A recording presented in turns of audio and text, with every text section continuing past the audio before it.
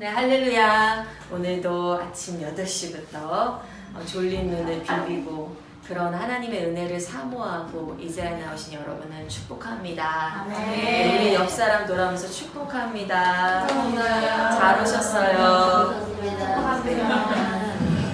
졸린 눈을 깨우고 눈곱도 좀 떼시고 이 아침에 또 예쁘게 화장하신 분도 있고 이 아침에 뭐 부수수한 머리도 있으신데 네, 상관없습니다. 하나님의 말씀 안에서 우리의 마음이 씻겨지는 시간이 되면 좋겠어요. 우리의 마음이 화장하는 시간이 됐으면 좋겠어요. 오늘은 성막 세 번째 강의죠. 책으로는 2장의 시은좌에 대해서 한번 살펴보도록 하겠어요. 성경에서는 속죄소라고 성경에 나오고 또 시은좌라는 말로도 불리는데, 여러분 제가 첫 강의에서 이런 질문을 드렸었어요. 첫 강의 몇 가지 질문 중에 처음에 당신의 삶, 여러분의 삶은 그리스도와 얼마나 관련이 있습니까? 당신의 삶은 그리스도와 얼마나 관련이 있습니까? 라는 질문을 드렸었어요. 그래서 이 질문에 대한 답을 찾아가 보시라고 했는데, 이 시간이 이 질문의 답을 찾아가고 있는 시간인지, 네, 찾아가고 계신가요? 네. 그리스도가, 성경책의 그리스도가, 교회 안의 그리스도가 제가 만약에 모태신앙이라면 오랫동안 그저 나의 가정의 배경이었던 그리스도가 오늘 지금 나의 삶과 무슨 관련이 있는가. 지난 강의를 통해서 그 언약궤 모습을 통해서 우리 예수 그리스도의 아름다우심을 묵상했었죠. 그렇습니다. 단단한 나무로 짜여진, 그리고 그 위에 금으로 덮인 언약궤는 매우 아름다워요. 매우 아름다워요. 우리가 사실 그림으로 봐서 그 느낌이 잘 안 서는데 실제로 봤으면 정말 황홀함에 빠졌을 거예요. 그 지성소 안에 들어가서 온통 금으로 둘러싸인 반짝이는 그곳에 가운데 하나님의 임재하심이 있는 언약궤. 네. 그리고 그 의미를 안다면 더 아름답죠. 예수 그리스도의 의미를 안다면 더 아름답죠. 근데 여러분 그거 아세요? 성경에 또 어떤 장면도 있냐면 함부로 언약궤를 만진 자들 혹은 들여다본 자들, 경홀히 여긴 자들이 비극을 겪는 장면들을 우리 성경을 통해서 볼 수 있어요. 네. 사사시대 막바지에 이르렀을 때예요. 사사시대 막바지에 이르렀을 때 사무엘이 아직 지도자 역할을 하고 있지는 않았을 때에, 사사시대 막바지에 이스라엘이 블레셋과 싸우고 있었어요. 근데 이 싸우는 중에 이들이 크게 대패를 해요. 이들이 패하게 돼요. 그래서 이들이 어찌하여서 여호와께서 우리를 패하게 하는가, 어찌하여서 우리를 패하게 하셨는가 하면서 어떻게 하냐면 실로로 가요. 그 당시에 언약궤가 실로에 있었어요. 그 당시에 대제사장은 엘리라는 사람 들어보셨어요? 네. 엘리라는 대제사장이 있었을 때 실로에서 있던 언약궤를 가지러 가요. 우리 이스라엘 백성들이 전쟁에 나갈 때 종종 언약궤를 가지고 전쟁에 출전하고는 했죠. 근데 그들이 이런 말을 하면서 언약궤를 가지러 가요. 여호와의 언약궤를 실로에서 우리에게로 가져다가 우리 중에 있게 하여 그것으로 우리를 우리 원수들의 손에서 구원하게 하자. 다시 한번 읽어줄게요. 여호와의 언약궤를 실로에서 우리에게로 가져다가 우리 중에 있게 하여 그것으로 우리를 우리 원수들의 손에서 구원하게 하자. 그러면서 그들이 언약궤를 가지고 가요. 근데 언약궤를 가지고 가니까 블레셋 사람들이 두려워했어요. 왜냐하면 이들은 일찍이 몇백 년 전에 있었던 이집트에서 일어났던 여호와의 손이 이집트 사람을 쳤던 그런 소식을 이미 들었었기 때문이에요. 그래서 그냥 이렇게 싸울 땐 이겼는데, 우와, 언약궤가 온다는 건 의미가 뭐예요? 그들의 신이 온다. 그들의 신, 이스라엘의 신이 지금 전쟁을 하러 오고 있다. 우리 다 죽게 생겼다. 그 신이 굉장히 강한 신이라고 우리가 소문을 듣지 않았느냐 하면서 두려워해요. 막 두려워하다가 그런데 그 중에 블레셋 사람 몇 명이 우리 이러지 말고 그래도 싸워보자. 그래도 대적해보자 하면서 싸우는데 거기에서 끔찍한 비극이 이스라엘 군대는 참혹하게 패배해요. 이스라엘 군대가 참혹하게 사륙을 당해요. 그것뿐만이 아니라 처참하게 사륙을 당한 것뿐만이 아니라 언약궤를 빼앗기고 블레셋의 언약궤를 빼앗기고 그 언약궤를 가지고 갔던 엘리의 두 아들 홈니와 비나스가 전쟁터에서 죽임을 당하고 엘리도 집에 있다가 그 소식을 듣고는 의자에 앉아있다가 뒤로 넘어가서 목이 부러져서 죽어요. 그리고 그의 며느리 비나스, 죽은 비나스의 아내 엘리의 며느리 비나스의 아내가 해산하다가 아이를 낳다가 이 소식을 듣고 이 참혹한 소식을 듣고 아이를 낳다가 죽어가면서 아이를 낳고 죽어가면서 이 여자가 자기 아들의 이름을 이가봇이라고 지어요. 이가봇의 뜻은 뭐냐면 하나님의 영광이 이스라엘을 떠났다. 이스라엘을 떠났다. 여러분 여기서 질문이 있죠. 그들이 언약궤에 하나님을 믿었나요? 하나님의 언약궤를 믿었나요? 우린 이걸 생각해 봐야 돼요. 그들이 언약궤에 하나님을 믿었는가? 하나님의 언약궤를 믿었는가? 그들은 어찌하여 감히 그것으로 우리를 구원하게 하자, 언약궤로 우리를 구원하게 하자라고 말했을까요? 그들은 그동안 언약궤에 임하시는 하나님과 교제한 것이 아니라 언약궤를 우상으로 섬겼던 거예요. 언약궤에 임하신 하나님께 어떻게 대해야 되는가? 지금 우리 하나님 원하시는 것이 무엇인가? 그것을 구했던 것이 아니라 언약궤로 우리를 구원하게 하자. 그것이 있으면 이기겠지. 그것이 있으면 승리하겠지. 우리에게 교회란, 기독교란, 종교란 혹시 이런 존재가 아닌지. 이것이 있으면 안식을 누리겠지. 이것이 있으면 위안을 받겠지. 이것이 있으면 어려운 일에 도움 청할 때가 있겠지. 이것이 있으면 복을 받겠지. 이것이 있으면 내 앞날이 잘 되겠지. 내 자식이 잘 되겠지. 내 남편이 잘 되겠지. 내 사업이 잘 되겠지. 우리 언약궤에 하나님을 믿습니까? 하나님의 언약궤를 도구로 사용하고 있나요? 이 블레셋 군대에게 빼앗긴 언약궤가 어떻게 됐을까요? 블레셋 사람들한테는 언약궤가 아니죠. 왜냐하면 언약이라는 건 뭐예요? 하나님이 그분의 자신의 백성과 맺은 게 언약이에요.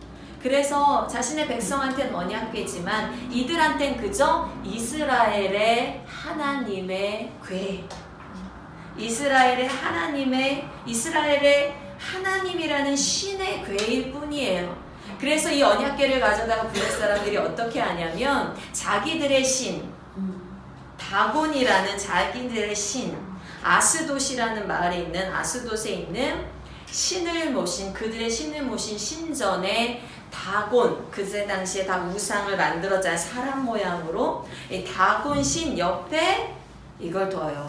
그때 당시 이건 어떤 풍습이냐면 고대에는 전쟁에서 두 나라가 붙어서 전쟁에서 승리하면 그 상대편의 나라의 우상을 가져다가 자기의 신전에 뒀어요. 뭐냐면 우리 신이 이기게 했다. 그래서 상대방의 신도 누구 밑에 있다? 우리 신 밑에 있다라는 그런 표시예요. 예전에는 고대 시대에는 나라 간의 싸움이 신들의 전쟁, 신들의 이름으로, 자기의 신의 이름으로 전쟁을 치르러 나갔기 때문에 이것도 그것과 마찬가지예요. 와우! 이스라엘의 신 여호와, 이스라엘의 신 하나님이라는 그 신은 우리 다곤 신의 밑에 있다 라는 의미로 다곤 신 옆에 언약궤를 가져다 놨는데 다음 날 아침에 딱 보니까 다곤 신이 코를 땅바닥에 대고 엎드려 있는 거죠. 코를 땅바닥에 대고 이상하다 하고 다시 세워놨어요. 다곤 신은 웬걸 빨리 피하지 웬걸. 그 다음날 또다시 그 다음날이 됐을 때 이 다곤 신이 엎어져 있는 것뿐만 아니라 이번에는 목과 손목이 잘린 채로. 그런데 이 손목이 어디가 있었어요? 문지방에. 도망가는 것처럼 언약궤에서 도망가는 것처럼 문지방에 놓여 있었다라는 거예요. 그리고 그것뿐만 아니라 진짜로 아스돗에 있는 사람들에게도 재앙이 일어났어요. 독한 종기가 일어났어요. 그래서 이 아스돗 사람들이 이제 깨달은 거죠. 아, 이 하나님이라는 신, 이스라엘의 신이 우리에게 재앙을 내리고 있다. 어찌할까? 이렇게 하다가 이제 이 블레셋 사람들이 언약궤를 옮기는데 아스돗 말고 가드라는 블레셋 안에 있는 가드라는 곳으로 옮겨요. 아직까지 좀 멍청했던 것 같아요. 빨리 블레셋 밖으로 내보냈어야 되는데 다른 곳으로 옮겨볼까 하고 가드로 옮겨요. 근데 가드로 옮기자 그곳에서도 독한 종기, 재앙이 사람들한테 나타나요. 그리고 또 다른 마을 에그론으로 또 옮겨요. 에그론으로 옮기니까 이 에그론 사람들이 이미 들었을 거 아니에요. 그쵸? 이미 들었으니까 난리가 난 거예요. 그리고 또 에그론 땅에 하나님의 재앙이 임한 거예요. 그러자 블레셋 사람들은 이 언약궤를 다시 이스라엘 땅으로 돌려보내야겠다. 보내기로 해요. 그래서 수레에다가 언약궤를 담고 젖을 지금 젖먹이가 있는 어미소 2마리, 그 젖먹이를 떼놓고 이 어미소 2마리가 수레를 끌게 해요. 이거는 보고자 한 거예요. 뭘 보고자 했냐면 만약에 이 소가 뒤를 돌아보지 않고 어미소가 자기 자식을 떼놓고 어미가 자기 자식을 떼놓고 간다는 것이 쉬운 일이, 이거는 이 정을 끊는 거잖아요. 그쵸? 역행하는 거잖아요. 그럼에도 이 어미소가 뒤를 돌아보지 않고 가고자 하는 방향대로 간다면 이거는 진짜 이스라엘 신이 하나님이 우리에게 재앙을 내린 것이다. 이런 시험을 던지면서 소의 수레에다가 언약궤를 싣고 그 소만 보내요. 수레만 보내요.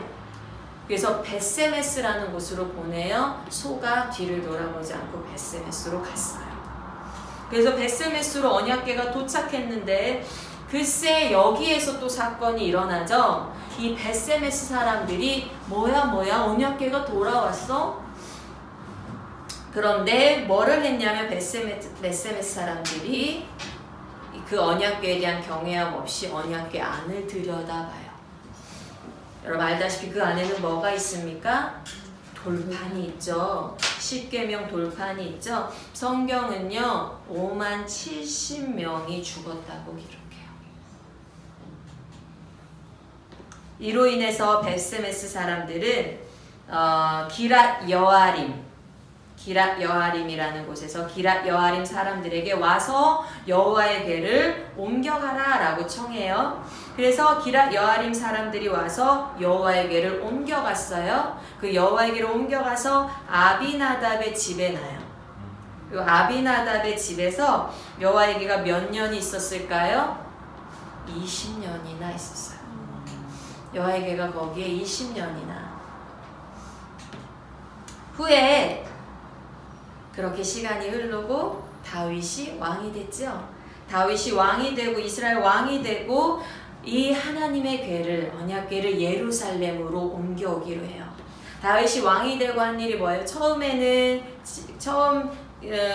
왕이 되고 처음부터 이스라엘 전체를 다스린 건 아니었잖아요. 그쵸? 처음에는 헤브론에서 유다를 다스리다가 후에는 다른 이스라엘 백성들이 와서 우리의 왕이 되어 주십시오 청하고 이스라엘 전체 왕이 됐을 때에 예루살렘을 수도로 정하고 여부수 족속이 있던 그 땅을 차지해서 예루살렘을 수도로 정하고 이제 그 수도에 뭐를 모셔오기 위해서 이 여호와의 궤 언약궤를 모셔오기 위해서 이거는 무엇을 말하는 거예요?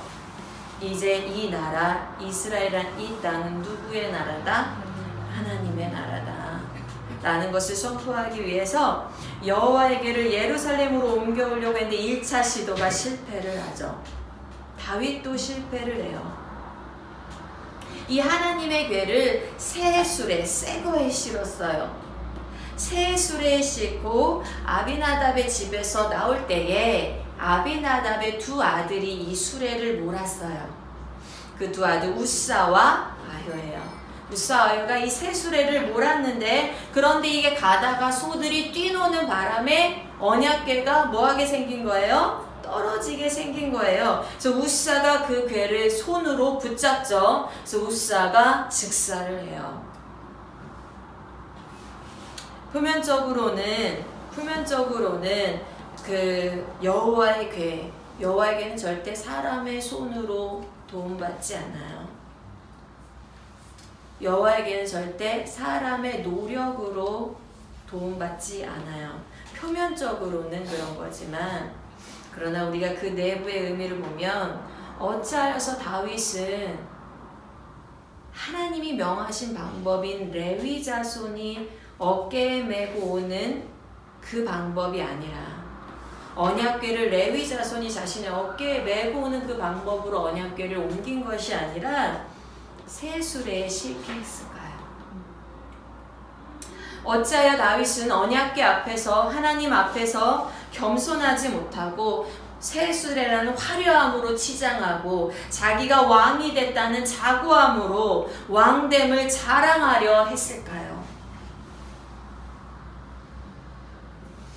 여러분, 아론의 두 아들이 다른 불을 들여서 죽었던 걸 기억하십니까? 엘리의 두 아들도 죽었어요. 다곤 신이 엎어졌고 블레셋에는 재앙이 임했어요. 베세메스 사람들이 죽었고 우사가 죽었어요. 우리는 불변하는 이 진리 앞에 고개를 숙여야 돼요. 불변하는 진리, 하나님은 거룩하십니다. 하나님은 의로우십니다. 그리고요, 우리는 그 하나님을 만질 수 없는 전적으로 타락한 존재예요.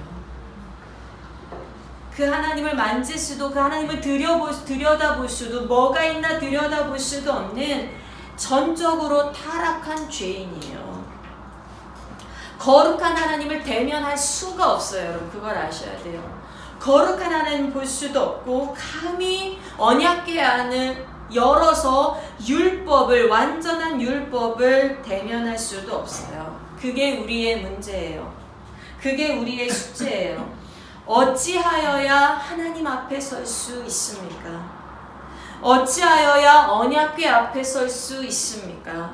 어찌하여야 완전한 신이시고 완전한 인간이신 예수 그리스도 안에서 안전함을 누릴 수 있습니까? 우리 지난 시간에는 예수 그리스도를 만나봤어요. 그쵸? 그 예수 그리스도 안에서 안전하다 했어요. 그쵸? 근데 어찌하여, 그건 너무 완벽한데, 예수 그리스도는 너무 완벽한데, 예수 그리스도는 율법을 다 지키셨는데, 예수 그리스도는 그분이 하나님의 본성이신데, 예수 그리스도는 그분이 완전 아무 죄 없는 모습으로 인간으로 오셨는데, 그 거룩하신 분 앞에서 우리같이 전적으로 타락한 더러운 죄인이 어떻게 감히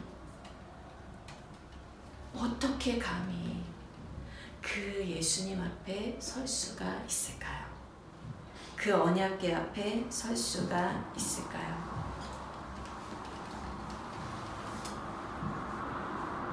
여러분, 언약궤 앞에 겸손해지시기 바랍니다.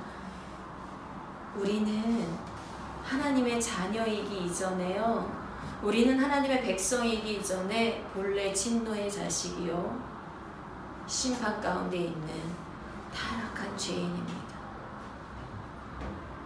지옥에 가도 아무 할 말이 없는 죄인이에요. 그런데 어떻게 우리가 이렇게 하나님 앞에 당당하게 나올 수 있는가? 보십시오. 완전한 예수님을 상징하는 이 언약궤, 나무로 만들고 그리고 금으로 덮은 이 직사각형의 언약궤는 그 위에 순금의 판을 덮어요. 이 직사각형의 상자는 순금의 판이 덮여요. 이것을 우리는 속죄소 또는 시은좌라고 부르는 거예요. 속죄소 어떤 의미인 것 같아요? 속죄소 죄가 속하여지는 장소, 죄가 용서받는 장소.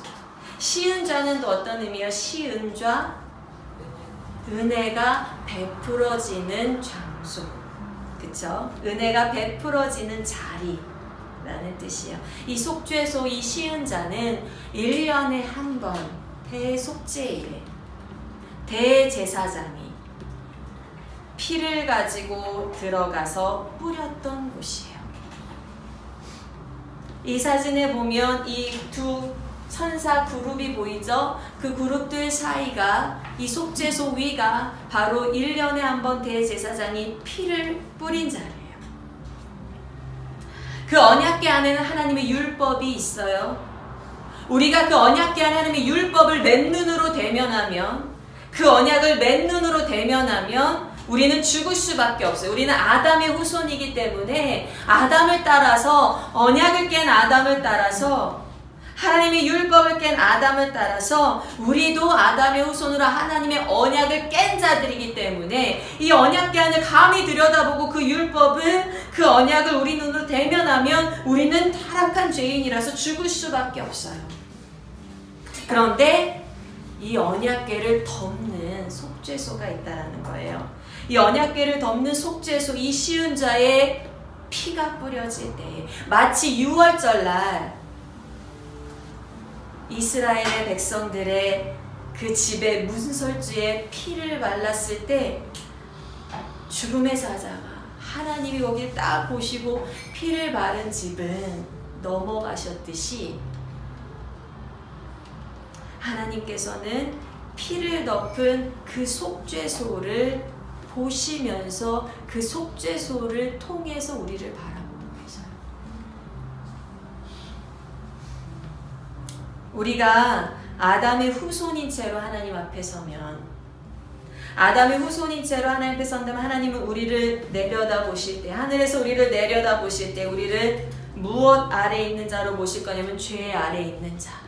그쵸? 이 땅은 하나님이 위에서 보시기에는 온통 죄 아래, 그리고 그 죄를 정죄하는 율법 아래, 그리고 모든 자가 그 율법으로 말미암아서 심판 아래 있는 자로 보시는 거예요. 하나님이 우리를 보실 때 우리는 뭐 아래 있어요? 죄 아래, 율법 아래, 심판 아래. 우리의 본래 상태가 어떠하였다? 죄 아래, 율법 아래, 심판 아래. 여러분 이걸 깨달아야 하나님의 은혜가 더 깊은 줄로 믿습니다. 그러나 우리가 예수 그리스도의 십자가에 흘리신 피 아래 있을 때에, 골고다 그 언덕에, 한번 그려보세요. 골고다 그 언덕에 우뚝 솟은 십자가에 우리 예수 그리스도가 달리시고, 그분의 두 손에, 그분의 발에, 그분의 옆구리에서 피를 흘리시는데, 그 아래에 우리가 앉아서 그 예수 그리스도의 피로 우리가 덮을 때에 하나님은 위에서 우리를 내려다 보시면서 우리가 이제 죄 아래, 율법 아래, 심판 아래가 있는 것이 아니라 그 피로 씻겨져서 그 보혈 아래, 은혜 아래 있는 모습으로 우리를 바라보고 계신 거예요. 그리고요, 더 놀라운 것은 그 예수님의 피 아래에서, 그 예수님의 은혜 아래에서 우리는요, 예수님의 의로우심도 우리가 덧입어요. 그래서 하나님께서 우리를 의롭다고 칭해 주셔요. 언약궤 안에는 율법이 있었죠. 언약궤 안에는 언약이 있었죠. 오로지 예수 그리스도 안에서 간직된 언약이 있었죠. 그런데 우리가 그 속죄소 아래로 들어가면, 그 피 아래로 들어가면 예수께 간직된 그 언약이 우리 것이 되는 거예요. 그래서 우리가 하나님께서 바라보실 때에 우리를 의롭다고 칭해 주시는 거예요. 그리스도가 우리의 삶과 어떻게 관련이 있는가? 그의 죽으심으로 인해서, 그의 흘리신 피로 인해서, 그가 덮어주시는 의로움으로 인해서 우리는 오늘도 죄 아래 있지 않습니다. 우리는 오늘도 은혜 아래 있어요.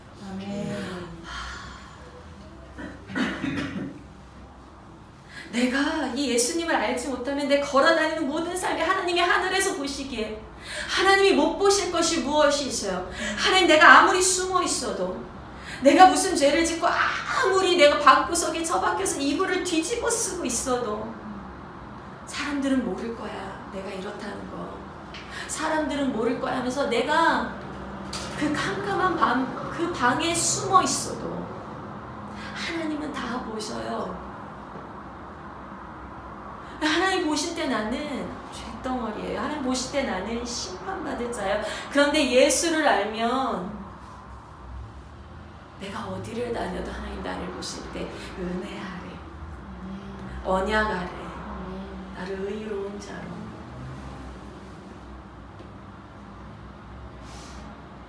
이 쉬운 자는요, 오로지 금으로만 만들어져 있어요. 나무가 없어요. 오로지 순금으로만 만들어져 있어서 아무 죄가 없으신, 아무 죄가 없으신 온전한 의로우신 예수 그리스도. 아무 죄가 없으셔서 능히 우리에게 속죄함을 주실 수 있는, 이게 중요해요. 여러분, 하나님 나아갈 때, 하나님 앞에 나아갈 때 여러분이 율법으로 나아가시면 절대 안 돼요. 내가 도덕적인 행위를 해서 하나님께 이쁨을 받아야지, 내가 뭔가 율법을 잘 지켜서 하나님이 나를 사랑하시게 할 만하게 해야지. 구원의 확신이 있으십니까? 물어보면 아직은, 오늘은 내가 사실 아침에 지금 부족한 것 같아요. 무엇이 여러분의 구원을 부족하게 합니까? 무엇이? 이 쉬운 자는 순금으로 만들어져 있어요. 부족함이 없어요. 그분은 완전하세요. 그분은 의로우세요. 그래서 예수는 구원을 주기에 부족함이 전혀 없어요. 여러분의 구원이 여러분의 자력에 있다면, 여러분의 구원이 여러분의 없어질 무화과 나뭇잎에 있다면, 여러분의 더러워진 옷에 여러분의 구원이 있다면 여러분 구원은 받을 수가 없어요. 구원을 받을 수가 없어요. 근데 구원이 오직 예수 그리스도께 있다면 그거는 순금이라서 완전해요. 완벽해요. 의심하지 마세요. 예수를 끝까지 붙잡으세요. 내 구원이 흔들리려 할 때, 네, 맞아요. 예수를 믿어도 구원의 확신이 흔들릴 때가 있어요. 구원의 확신이 흔들리려 할 때 여러분의 율법으로 돌아가시려 하지 마시고 예수 그리스도의 은혜로 가시려고 하셔요. 방종을 말하는 것은 아닙니다. 죄를 지어도 괜찮다 말하는 것은 아닙니다. 죄를 지을 때 아파하셔야 돼요. 왜냐하면 우린 이제 율법 아래 있지 않아요. 그래서 죄를 지면, 예전에는 율법에 대하여 죄를 지었거든요. 근데 우린 이제 은혜 아래 있어요. 그래서 이제 죄를 지면 우린 은혜에 대하여 죄를 져요. 예수님을 십자가에 2번 못 박는 거예요. 나에게 은혜, 그게 마음이 아파서 죄를 지을 수가 없는 거예요. 죄를 지어도 금방 회개할 수밖에 없는 것은 나에게 은혜 주신 그분의 은혜에 대하여서 내가 어찌 죄를 질 수 있을까? 그래서 이 은혜를 모르는 사람들은요, 큰 죄를 써도 뻔뻔해요. 어이, 사람들 다 죄 짓고 사는데 뭐 인간이 그렇지 뭐. 나보다 더한 놈도 있는데 뭐 내가 그렇게 뭐 그래? 나처럼만 살라고 그래? 아주 뻔뻔하죠? 그런데 은혜 아래 있는 자는 내가 지나가다가 누가 나한테 뭐뭐 했었는데 내가 오늘 기분이 안 좋아서 그랬어 하고서 이렇게 지나가는데 그게 걸려. 내가 아까 왜 이렇게 쌀쌀맞게 대했지? 그러면 안 되는데 그게 걸려. 그게 회개가 돼. 그냥 은혜 아래 있으니까. 예수님이 나를 구원해 주신 십자가가 너무 귀하니까.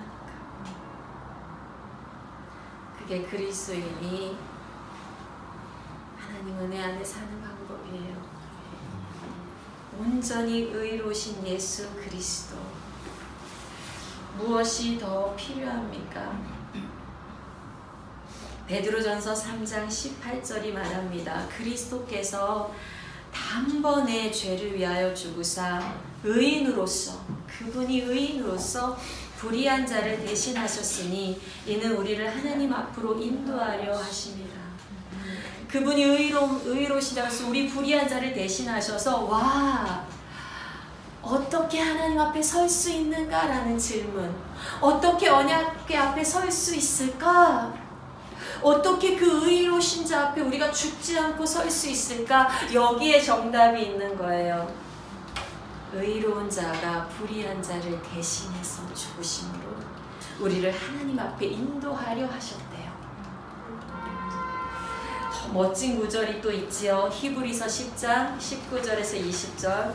그러므로 형제들아, 우리가 예수의 피를 힘입어 성소에 들어갈 담력을 얻었나이다. 아멘. 아멘. 담력이 있으십니까? 아멘. 담대함이 있으십니까? 아멘. 아멘. 그 길은 우리를 위하여 휘장 가운데로 열어놓으신 새로운 산길이요 휘장은 곧 그의 육체니라. 할렐루야. 아멘. 얼마나 멋집니까? 이제 하나님 앞에 설 수 있는 길이 열린 거예요. 에덴에서 쫓겨나고 에덴을 돌아갈 수 없이 물드는 화영검으로 더 이상 에덴을 돌아갈 수 없던 우리가 예수 그리스도의 피 흘리심과 그의 육체의 찢어짐을 통해서, 그의 휘장의 찢어짐을 통해서 우리는 하나님 앞에 설 수 있는 담대함, 다시 돌아갈 수 있는 담력을 얻게 된 거예요. 얼마나 멋진 일입니까? 언약궤 앞에서 안전할 수 있는 길이 드디어 열렸습니다. 이 쉬운 자는요, 하나님을 만나는 장소예요. 거기서 내가 너와 만나고 속죄소위 곧 증거계 위에 있는 두 그룹 사이에서 내가 이스라엘 자손을 위하여 내게 명령할 모든 일을 내게 이르리라. 그리고 쉬운 자는요, 하나님의 사랑과 하나님의 의가 동시에 충족되는 곳이에요.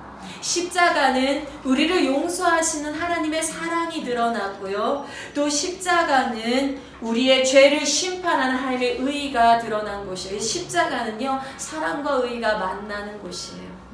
우리를 용서함과 우리의 죄를 심판함이 만나는 곳이에요. 누구 안에서? 예수 안에서.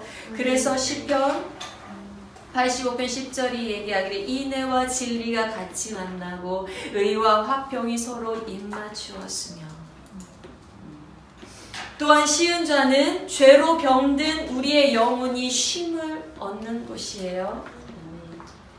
수고하고 무거운 짐진 자들아, 다 내게로 오라. 내가 너희를 쉬게 하리라.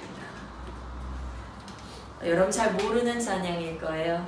수고하고 무거운 짐진 자들아, 다 내게 오라. 내가 너희를 쉬게 하리라.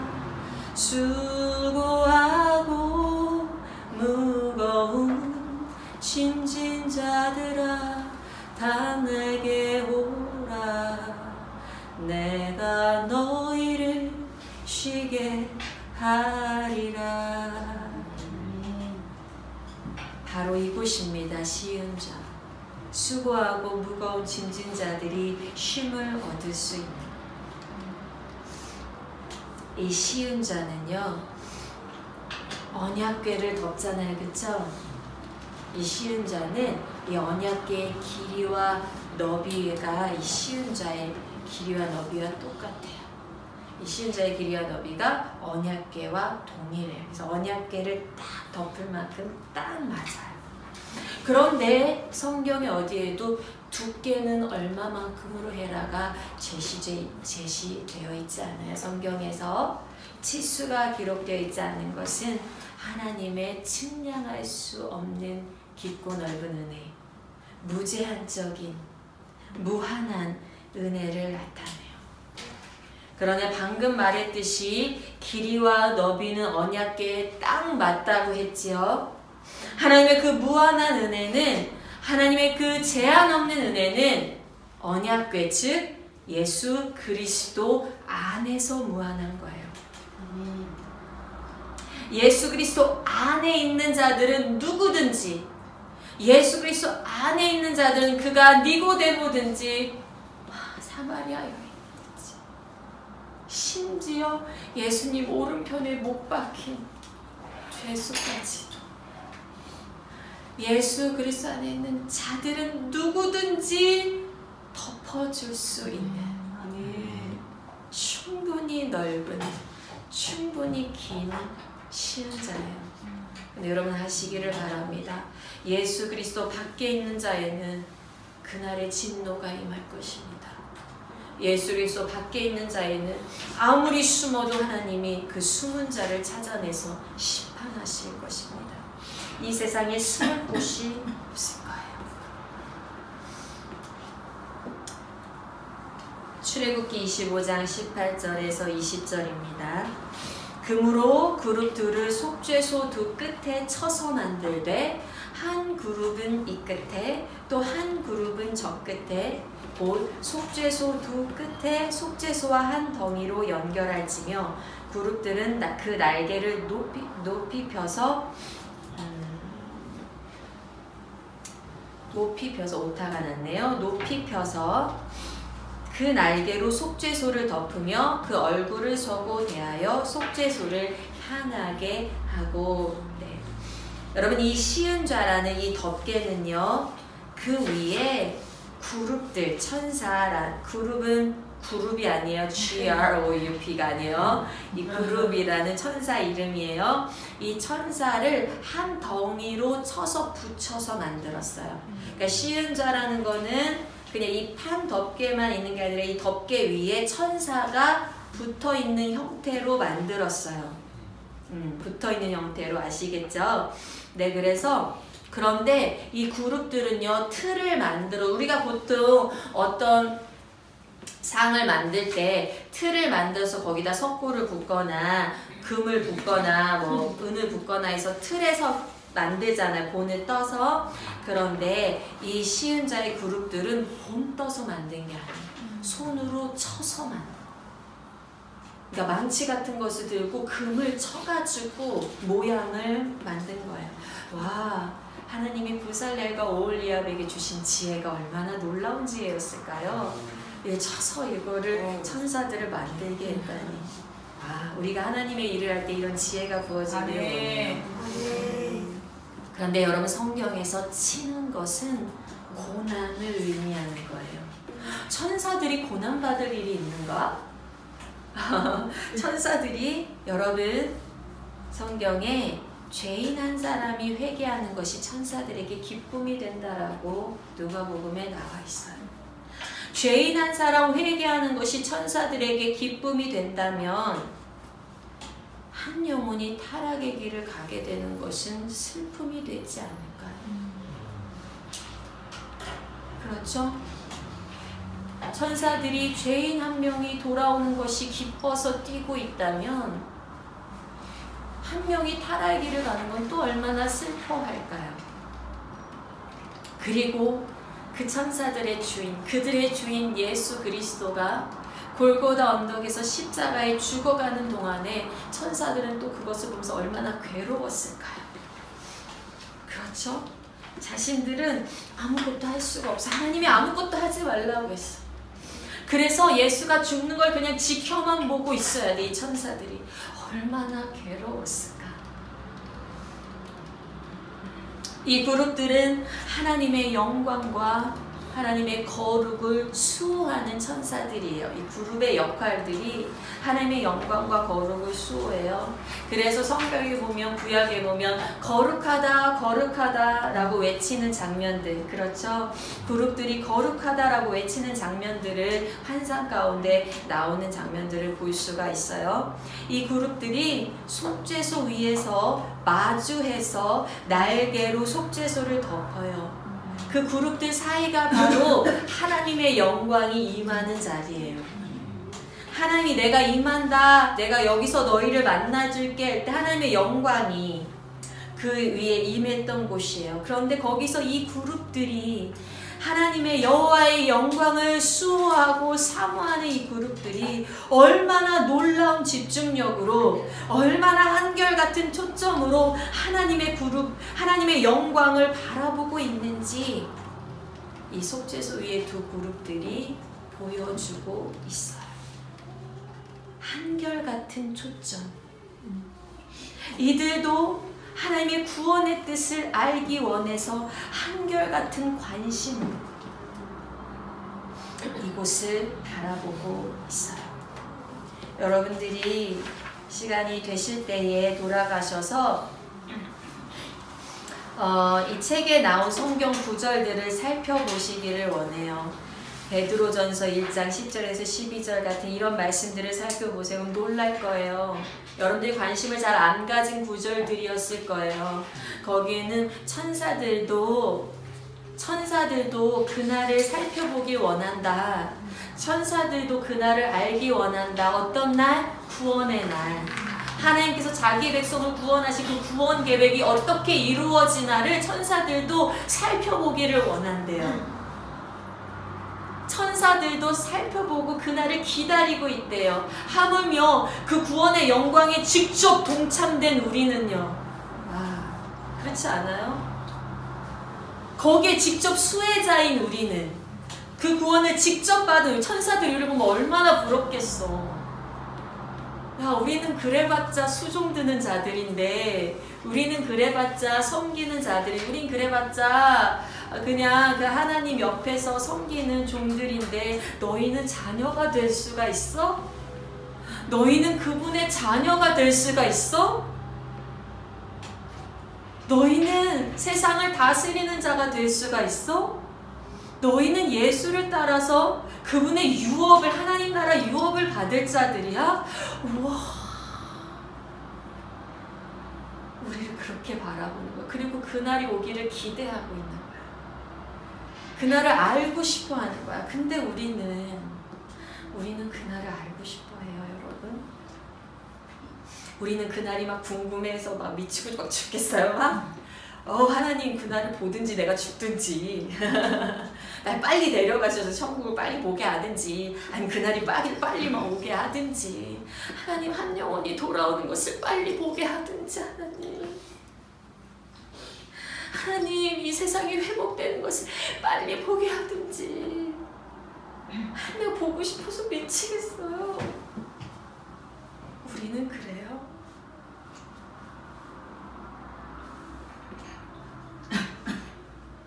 우리도 한결같은 초점을 함께 맞추면 좋겠어요. 이 속죄소는 하나님의 영광이 임한 곳이에요. 이 하나님의 영광이 나타났다, 하나님이 임재한다 라는 말을 쉐카이나라는 말로 표현하죠. 들어보셨죠?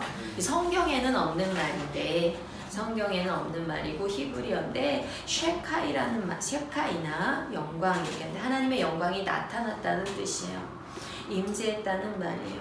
광야에서 이스라엘 백성에게 하나님이 낮에는 구름 기둥 모양으로, 밤에는 불 모양으로, 그렇죠? 그리고 또 때론 하나님의 임재가 종종 불 모양으로 나타나곤 했었어요.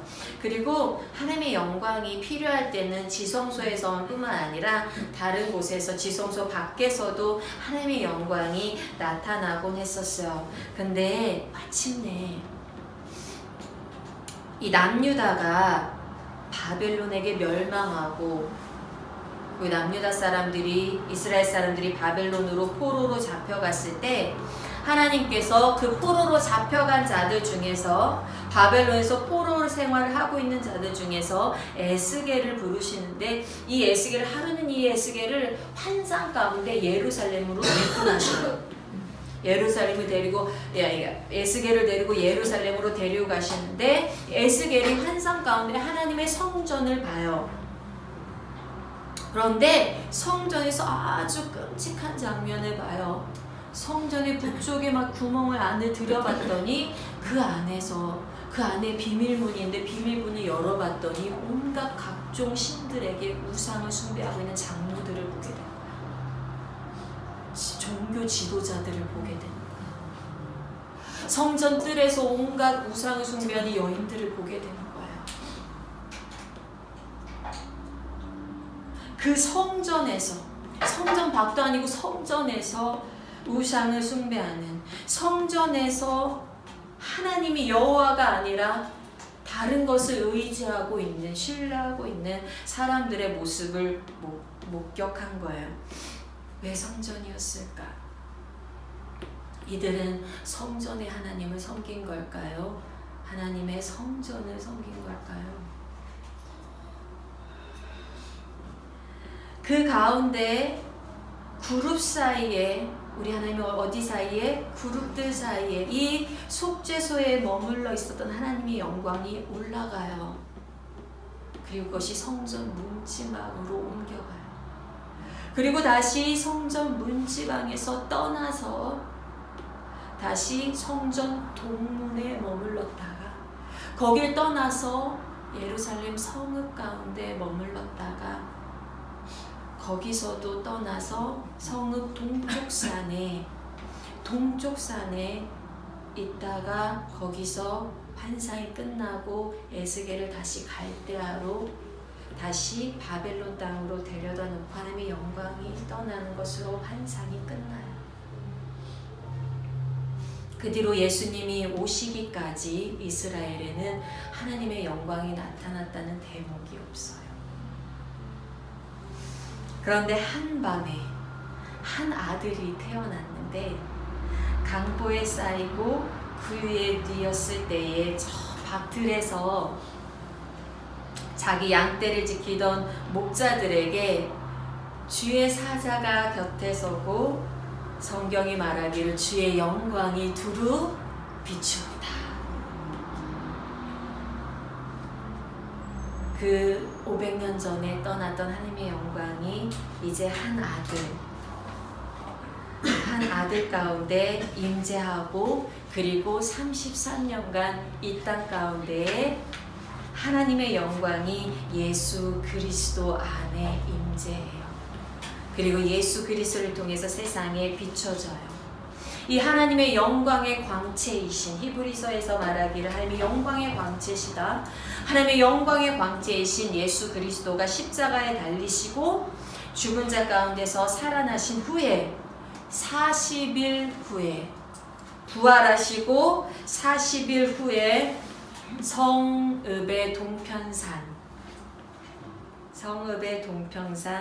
감람산에서 제자들을 마지막으로 만나신 후에 하늘로 올라가셨어요. 에스겔이 마지막으로 본 장면, 성읍의 동편산에 하나님의 영광이 올라가셨듯이 우리 예수 그리스도가 감람산 성읍의 동편산에서 하늘로 올라가셔요. 네, 할렐루야. 예수님께서 승천하시고 10일 후에 마가의 다락방에 모여 기도하던 자들에게 호련히 하늘로부터 급하고 강한 바람 같은 소리가 있었죠. 그리고 불에 혀가 갈라지는 것이 임하지 않았습니까? 주님의 영광이, 하나님의 영광이, 예수 그리스도가 승천하시고 나서 이 하나님의 영광이 성령의 모습으로 교회 가운데 임하신 줄로 믿습니다. 아멘. 이제는 하나님의 영광이 영원히, 그 하나님의 임재가 예수 그리스도의 보혈로 덮인 자들에게, 은혜로 덮인 자들에게, 보좌 앞에 담대히 나아갈 수 있는 자들에게 예수 그리스도가 다시 오시는 날까지 내재해 있는 거예요. 교회 가운데 임재해 있는 거예요. 그래서 다윗이 다시 겸손하게 레위 자손의 어깨에다가 언약궤를 메고 예루살렘으로 옮겨가게 했을 때에 이 찬송이 있지 않습니까? 문들아 너희 머리를 들지어다. 영원한 문들아 들릴지어다. 영광의 왕이 들어가시리로다. 영광의 왕이 누구시냐? 강하고 능한 여호와시요 전쟁에 능한 여호와시로다. 문들아 너희 머리를 들지어다. 영원한 문들아 들릴지어다. 영광의 왕이 들어가시리로다. 영광의 왕이 누구시냐? 만군의 여호와께서 곧 영광의 왕이시로다. 영원한 문으로 들어가는 영광의 왕. 예루살렘으로 들어가는 언약궤. 영원한 하늘 지성소로 들어가는 영광의 왕 예수 그리스도. 우리도 예수 그리스도를 따라서 영원한 하늘 지성소 하나님의 보좌 앞으로 들어가지 않겠습니까? 그 하나님의 영광이 지금은 우리 교회 가운데 보이지 않는 형태로 임재해 있지만 언젠가 우리가 우리 예수 그리스도가 들어가신 그 영광의 문을 통하여서 예루살렘의 문이 열리고 언약궤가 들어갔듯이 우리 구주 예수 그리스도가 왕으로서 하늘 지성소로 들어간 그 길을 따라서 우리도 담대히 부끄러움 없이 의로운 자로 흰옷 입은 자로 하늘 지성소 하나님 보좌 앞에 들어가지 않겠습니까? 그러니 오늘 여러분 우리의 어깨에 언약궤를 매야 되지 않겠습니까? 문들아 머리 들어라. 들릴지어다. 영원한 문들아. 영광의 왕 들어가시도록. 영광의 왕 들어가신다. 문들아 머리 들어라. 문들아 머리 들어라. 들릴지어다. 영원한 문들아. 영광의 왕 들어가시도록. 영광의 왕 들어가신다. 여러분이 어깨에 언약궤를 매면 예수 그리스도를 매면 그 가운데 하나님의 은혜가 우리를 덮어서요. 우리가 지성소를, 우리가 하늘 지성소를 아무런 거리낌 없이, 아무런 막는 것 없이, 아무런 심판 없이 들어갈 수가 있어요. 여러분 쉬운 자의 보혈로 뿌려진 여러분의 구원을 값지게 여기시기를 바랍니다. 오늘도 은혜에 대하여 사는 자가 되기를 바랍니다. 이제 더 이상 율법에 대하여 사는 자가 아니요, 죄에 대하여 사는 자가 아니요, 심판에 대하여 사는 자가 아니요, 은혜에 대하여 사는 자, 언약궤를 능히 어깨에 짊어지는 자, 이 땅에 예수 그리스도의 보혈의 은혜로 사는 자, 하늘 지성소를 꿈꾸는 자, 그 보좌의 은혜의 보좌 앞에 담대히 나아갈 담력을 가진 자, 그런 자로 세상에 능히 이길 자로 예수 그리스도의 왕의 자리를 따르는 자로 서시기를 주의 이름으로 축복합니다. 네, 감사합니다. 오늘 강의 마치겠습니다.